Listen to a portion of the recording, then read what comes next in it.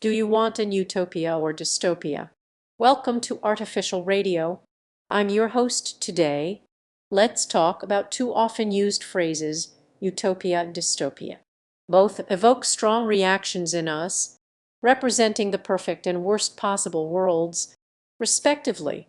Imagine waking up every day, knowing the fundamental needs of food, water, shelter, and healthcare are met. Your community is thriving, environmentally sustainable, and inclusive. This is a glimpse into what we might consider a utopia. Our imaginations typically take us there as a beautiful thought, free from conflict and suffering. As we immerse ourselves, however, different questions arise. Would we be able to live up to such an ideal? How would it change our relationship with our work, our loved ones, and ourselves? The other side is a dystopia, a world in chaos.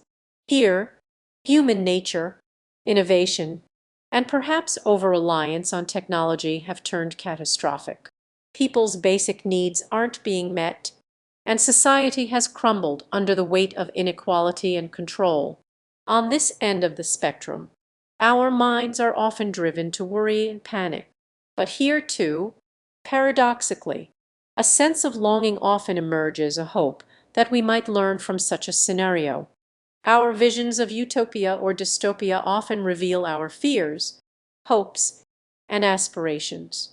They encourage us to think critically about the choices our world is making and how they impact us personally. Philosophers from Aristotle to Jean-Jacques Rousseau to Ayn Rand, thinkers across the political and ideological spectrum, have written about ideal societies, revealing the diverse nature of what's possible and the complexity of our longing for a perfect world. However abstract, the line between utopia and dystopia can be quite thin. Perhaps the key to it is recognizing the inherent nature of humanity. We are capable of both kindness and cruelty, brilliance and ignorance.